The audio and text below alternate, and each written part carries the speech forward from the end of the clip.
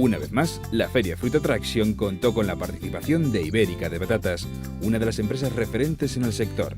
Los profesionales que visitaron su stand se pudieron llevar una buena muestra de ello. Bueno, Ibérica de Patatas es la empresa líder en comercialización de patata de consumo en España, con una venta de más de 130 millones de kilos al año. Tenemos logística desde Mercamadrid a todos los puntos de España diaria durante 24 horas. Somos una empresa de origen y destino, porque tenemos producción propia a través de más de 1000 agricultores asociados que le vendemos la semilla y le volvemos a comprar el producto final, la patata de consumo.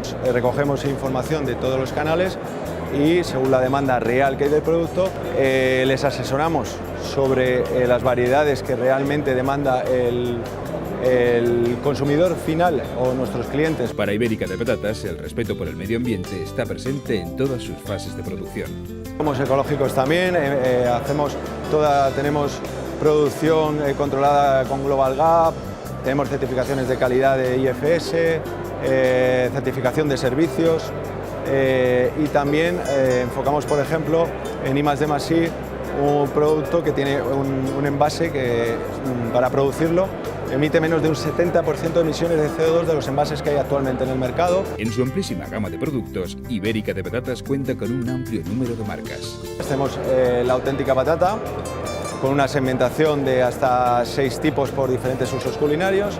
Tenemos también patatas de nuestro cura, también con una segmentación de hasta 5.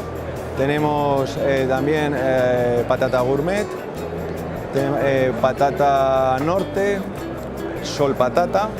Y luego tenemos un producto que hacemos ya desde hace más de 5 años, que fuimos pioneros, que es la primera patata de temporada nueva de España, que es de Málaga en el mes de marzo,